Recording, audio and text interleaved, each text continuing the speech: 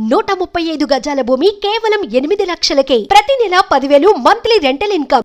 ఆంధ్రప్రదేశ్ ఉప ముఖ్యమంత్రి పవన్ కళ్యాణ్ తన క్యాంప్ ఆఫీస్ని మార్చుకున్నారు. ఎందుకు మార్చుకున్నారు? కారణం ఏంటి? మంగళగిరిలో ఉన్న తన నివాసాన్నే క్యాంప్ ఆఫీస్గా పెట్టుకోవాలని, ఇప్పుడు గవర్నమెంట్ కేటాయించినటువంటి క్యాంప్ ఆఫీస్ని ప్రభుత్వ అవసరాలకు వినియోగించుకోవాలని సూచిస్తూ ముఖ్యమంత్రికి పవన్ కళ్యాణ్ లేఖ రాశారు. వెంటనే తన కార్యాచరణలోకి దిగిపోయారు. తన ఇంట్లోనే క్యాంప్ ఆఫీస్ని నిర్వహిస్తున్నారు. దీనికి కారణం ఏమైనా ఉందా? దీన్ని విశ్లేషించేటువంటి ప్రయత్నం చేద్దాం. మనతో పాటు పొలిటికల్ అనలిస్ట్ చంద్ర శ్రీనివాస్ గారు. నమస్కారం. నమస్కారం. పవన్ కళ్యాణ్ గారు క్యాంప్ ఆఫీస్ అనగానే మంచి R&Bకి సంబంధించినటువంటి ఆఫీస్ని కేటాయించారు. అదే ఆఫీస్లో ఆయన డే 1 నుంచి మీటింగ్లు చాలా పెట్టారు. చాలా మంది ప్రముఖులు, సినిమా ప్రముఖులు అందరూ వెళ్ళి ఆయన అప్రిషియేట్ చేసిన వాళ్ళు, ఆయన కలిసిన వాళ్ళు అందరూ కూడా అక్కడికి వెళ్ళారు. అవును. ఇప్పుడు సడన్గా 3 నెలలు అయింది, 100 రోజులు కూడా కంప్లీట్ కాల.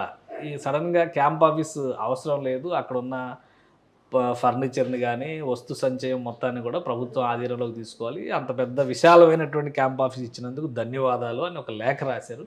అలానే తన ఇంటినే క్యాంప్ ఆఫీస్గా మార్చుకుంటాననేటువంటి కన్క్లూజన్ కూడా ఇచ్చారు. ఏంటి కారణం ఏమైనా ఉందా? ఇది రాజకీయాల్లో రకరకాలుగా అప్పుడే వీళ్ళిద్దరి మధ్య చెడింది అని రకరకాలుగా అనుకుంటున్నారు. చంద్రబాబు నాయుడు గారి మధ్య, పవన్ కళ్యాణ్ మధ్య చెడింది, అలా కూడా ఒకటి వచ్చేస్తుంది. రాజకీయాలు అంటే ఉంటాయి. Politics is poison. కాబట్టి ఆ ఇది నుంచి మామూలు విషయం కాదు, అది అంత తేలిక కాదు. కాబట్టి ఇక్కడ ఏంటంటే మొదట్లోనే ఆయన గౌరవప్రదంగా మంచి ఆఫీసు, మీరు అన్నట్టు ఇరిగేషన్ విశాలమైన ఆఫీస్ ఇచ్చారు. సినిమా నిర్మాతలు కావచ్చు, అన్ని ఉద్యోగ సంఘాలు అందరూ కూడా అక్కడికి వెళ్ళి కలిశారు. పంచాయతీ రివ్యూ మీటింగ్లు కూడా చాలా జరిగాయి. ఆ తర్వాత క్రమంలో ఏదైతే ఆల్రెడీ సెక్రటరియట్లో అనుకో సపరేట్ క్యాంప్ ఆఫీస్ ఉంటుంది యాజ్ ఎ డిప్యూటీ సీఎంగా, అదేవిధంగా ఈ మంగళగిరిలో ఆఫీస్ ఉంటుంది. కాబట్టి సెక్రటరియట్కి దగ్గరగా అందరికీ అనువుగా ఉండేది మంగళగిరి. ఒకటి ఏంటంటే సెక్యూరిటీ పాయింట్ ఆఫ్ వ్యూ కూడా చూస్తారు. మనకున్న సమాచారం ప్రకారం అంటే సెక్యూరిటీ రీజన్స్ అనుకోవచ్చు. ఒకవైపు వైసీపీ వాళ్ళు ఎక్కువ ఫర్నిచర్ కొన్ని లక్షల రూపాయలు పెట్టుకున్నాడు, మరి ఫర్నిచర్ కూడా నేనే తెచ్చుకుంటాను అని చెప్పి అన్నాడు కదా అని చెప్పి కొంతమంది వైసీపీ నాయకుల ఆరోపణ. నార్మల్ ఫర్నిచర్ ఇస్తుంది. ఇప్పుడు అంటే ఒకప్పుడు పంచాయతీరాజ్ నుంచి జీతం తీసుకుందాం అనే పరిస్థితి నుంచి నాకు జీతమే వద్దు బాబు, నిధులే లేవు, వేరే దానికి డైవర్సిఫై చేశారు, నా ఫర్నిచర్ నేనే తెచ్చుకుంటాను. సరే, గవర్నమెంట్ వీళ్ళు మనం అనుకుంటాం ఎప్పుడు కూడా చేయకపోగా ఏదో ఒకటి విమర్శ చేయాలి.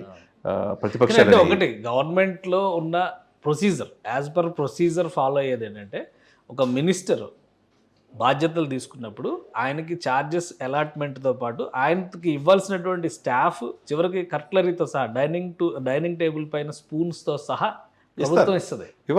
కట్లరీ అలవెన్స్, ఫర్నిచర్ అలవెన్స్, అలానే PS personal secretary, PA personal assistant, attender, driver, vehicle, ఇవన్నీ కూడా ప్రొవిజనల్గా వచ్చేవి కదా, ప్రొసీజర్ ప్రకారం ఆయనకు వచ్చేటువంటివి కదా. డిప్యూటీ సీఎం కాబట్టి ఇంకా అడిషనల్ కూడా వస్తాయి. పైగా 3 కీలకమైన శాఖలు చూస్తున్నారు కాబట్టి, సో మూడింటి నుంచి కూడా ఆయన సపోర్టింగ్ స్టాఫ్ అనేది క్లియర్గా యాజ్ పర్ రూల్స్ వస్తాయి. సో ఇందులో అభ్యంతర పడాల్సిందే ఉంది అంటే ఇక్కడ ఏంటంటే అందరు లాంటి వ్యక్తి కదా పవన్ కళ్యాణ్. ఒకళ్ళు గబక్కని అన్నారు అనుకోండి, ఎందుకు లేరు బాబు అని చెప్పేసి వదిలేసే రకం, నా మానాన్ని నేను ఉంటాననే రకం, వివాదాలకు పోడు, వివాదాలు పెంచుకోవాలనుకోడు. కాబట్టి ప్రజల దగ్గరకు ఉండాలి తప్పితే ఇవన్నీ ఎందుకు నాకనే. దీన్ని బట్టి అర్థమవుతుంది ఏంటంటే, బహుశా మీరు అన్న పాయింట్ చాలా కీలకమైనటువంటి పాయింట్. సెక్యూరిటీ రీజన్స్ ఏవో ఉన్నాయా అట్లాంటి. ఈ మధ్య ఒకటి కూడా వైరల్ అవుతుంది, మళ్ళీ ఏదో పవన్ కళ్యాణ్ గారి పైన రెక్కీలు, ఆయన పైన ఫోకస్ పెట్టారు, ఇట్లాంటివన్నీ ఉందా? అలాంటి డెఫినెట్గా ఉంటుందండి. ఇప్పుడు పవన్ కళ్యాణ్ అనే వ్యక్తి రాజకీయాల్లో రానంత వరకు ఎవరికి శత్రువు కాదు, సినిమాలు ఉన్నాడు కాబట్టి. ఎప్పుడైతే రాజకీయాలు వచ్చిన కాడి నుంచే ఆయన ఫ్యామిలీని టార్గెట్ చేస్తారు, వ్యక్తిగతంగా టార్గెట్ చేస్తారు, అన్నీ చేస్తారు. మనం చూసాం, సంఘటనలు చూసాం. ఆయన సెక్యూరిటీ అనేది చాలా మోస్ట్ ఇంపార్టెంట్. రాబోయే రోజుల్లో ఆంధ్రప్రదేశ్కి ఒక నాయకుడు, ముఖ్యమంత్రి కావాలని అందరూ కోరుకుంటున్నారు. అది జాతీయ స్థాయిలో ఎదిగిన తీరు మనం చూసాం. కాబట్టి ఆయనకి భౌతికంగా దాడులు చేయాలని అనేక రకాలుగా ఉంటాయి. ఎందుకంటే ఎవరికి ఎప్పుడు లేని విధంగా చంద్రబాబు నాయుడు గారన్నా కానీ చూసి చూడనట్టు ఉంటాడేమో. కానీ అవినీతి అయితే డెఫినెట్గా మీరు అన్నట్టు సోషల్ ఆడిట్ కూడా చేయదలుచుకున్నాడు. ప్రతి డిపార్ట్మెంట్లో శత్రువులు ఎక్కువ అవుతారు. రెడ్ శాండిల్, లేకపోతే బియ్యం, మామూలు పౌర సరఫరాలకు సంబంధించిన బియ్యం కావచ్చు, ఏదైనా కావచ్చు, ఎక్కడ పర్యావరణం అన్నీ ఉంటాయి. కాబట్టి కీలకమైన శాఖలు ఉన్నాయి సార్. ఎక్కడ ఏది జరిగినా ఈయన ₹1 తినే వ్యక్తి కాదు, తినేవాడిని మాత్రం చూస్తా ఉపేక్షించే వ్యక్తి కాదు. కాబట్టి శత్రువులు ఎక్కువ అవుతారు. కాబట్టి ఇవన్నీ ఎందుకు, నగరం నడి ఒడ్డున ఉంది అది ప్లేసు, ఈజీ, ఏదో రెక్కి చేసినా ఏదైనా అటాక్ చేయాలన్నా ఎందుకు రా బాబు అంటే ఆయన office safe and security party office దగ్గర దగ్గర ఉంటాయి కాబట్టి మంగళగిరి దగ్గర కాబట్టి అక్కడే ఉండి రివీల్ చేసుకోవచ్చు. కంప్లీట్ ఆయనకి 3 layers భద్రత ఉంటుంది, దాంతో కూడా ప్రభుత్వం ఇచ్చిన భద్రత ఉంటుంది. ఇకపోతే ఇంకా భద్రత ఎక్కువగా చేసే అవకాశం ఉన్నది కాబట్టి ఏ విధంగా చూసుకున్నా వివాదాలకు పోదలుచుకోలేదు. ఎవరు విమర్శించిన ఇప్పుడు ఏంది, సొంత ఇంట్లో ఉంటున్నాడు, సొంత ఆఫీసులో ఉంటున్నాడు, రివీల్ చేసే అధికారం అది డిప్యూటీ సీఎంగా ఉంది. పర్యవేక్షించి ప్రజలకి జనవాణి ద్వారా ముందు బోర్డు పెట్టి కంటిన్యూగా ఆఫీస్ కంటిన్యూగా నడుస్తున్నారు. ఒక్కొక్క ఎమ్మెల్యే వచ్చి అర్జీలు తీసుకున్నారు, త్వరితగతిన పరిష్కరిస్తారు. ప్రజలకు కావాల్సింది అదే కదండి.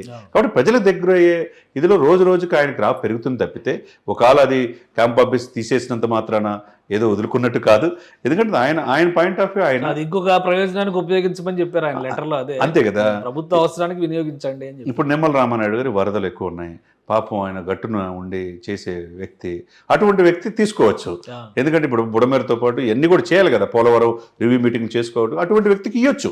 కాబట్టి ఆయన ఇష్ట ప్రకారం సీఎంకి హ్యాండ్ ఓవర్ చేసుకోండి ఫర్నిచర్తో సహా అన్నాడు కాబట్టి దాన్ని పాజిటివ్ వేలో చూసుకోవాలా. నాకున్న ఆఫీస్లో నేను చూసుకుంటాను, ఖర్చు తగ్గిద్ది కదా అని చెప్పే పాయింట్ ఆఫ్ వ్యూ ఉండొచ్చు. ఆ విధంగా మిగతా వాళ్ళు కూడా ఆదర్శంగా తీసుకోవాలి. పవన్ కళ్యాణ్ చేసే ప్రతి స్టెప్ కూడా తన సొంత ఇంటి నుంచే కదా ఇప్పుడు కార్యక్రమాలు, ఖర్చు అంతా ఆయనే చూసుకుంటాడు తప్పితే ప్రభుత్వానికి బడ్డను కావట్లే ఇక్కడ. కాబట్టి ప్రభుత్వం అప్పులు ఊబిలో ఉంది సార్. 6,000 కోట్లు, ఈ 10.5 లక్షల కోట్ల అప్పుకి 6,000 కోట్లు వడ్డీయే కట్టాలా. ఇవన్నీ చూసుకోవాలంటే కొన్ని ఖర్చులు తగ్గించుకుంటే మంచిది. ఈ ప్రయత్నం ఏదైతే పవన్ కళ్యాణ్ గారు చేసిన ప్రయత్నం అనేది మంచి. కానీ సెక్యూరిటీ రీజన్స్ పైన గవర్నమెంట్ రియాక్ట్ అవుదా దీనిపైన పదే పదే ఎందుకు ఇలాంటివి వస్తున్నాయి అనే దాని మీద? అదే ఇంటెలిజెన్స్ వర్గాలు కూడా సెక్యూరిటీ పాయింట్ ప్రాబ్లం ఉందంటున్నారు. అమిత్ షా గారు కూడా దృష్టి పెట్టినట్టుగా తెలుస్తుంది. అతి త్వరలో ఆయన జెడ్ కేటగిరీ ఇవ్వచ్చు. చంద్రబాబు నాయుడు గారు ఏ విధంగా అయితే జెడ్ కేటగిరీ ఉందో ఆయన మీద అలిపిరి జరిగిన తర్వాత డెఫినెట్గా ఆయన్ని సెక్యూరిటీ ఉంటుంది. అదేమైనా సెక్యూరిటీ కావాలని చెప్పి అంటున్నారు. అదే అతి త్వరలో వచ్చే అవకాశం స్పష్టంగా కనపడుతుంది. రైట్. థ్యాంక్ యూ శ్రీనివాస్ గారు. ఇది ఉప ముఖ్యమంత్రి పవన్ కళ్యాణ్ తన క్యాంపు కార్యాలయాన్ని ప్రభుత్వానికి అప్పగించడం వెనుక కొన్ని సెక్యూరిటీ రీజన్స్ చాలా ప్రముఖ పాత్ర పోషిస్తున్నాయి అనేది చంద్ర శ్రీనివాస్ గారు చెప్తున్నటువంటి విశ్లేషణ. మిగతా అంశాలన్నీ కూడా రాజకీయంగా చేస్తున్నటువంటి ఎదురుదాడి విమర్శలు తప్పితే ఆయన నిర్వహించడం కోసం, ముఖ్యంగా కార్యాచరణని అమలు చేయడం కోసం అనువైనటువంటి స్థానం పార్టీ ఆఫీస్కి, తన ఇంటికి దగ్గరగా ఉండేటువంటి ప్రదేశం కాబట్టి క్యాంప్ ఆఫీస్ని కూడా అక్కడే పెట్టుకుంటే ప్రయాణాలు తగ్గడం ప్లస్ ప్రజలు కూడా ఆయన కలవడానికి సులువు అవుతుందనేటువంటి ఆలోచనతో ఈ నిర్ణయం తీసుకున్నట్టుగా చంద్ర శ్రీనివాస్ గారు విశ్లేషిస్తున్నారు. ఇది special discussion. Keep watching. Suman టీవీలో మీ పర్సనల్ అండ్ బిజినెస్ ప్రమోషన్స్ కోసం కింది నెంబర్కి కాంటాక్ట్ చేయండి.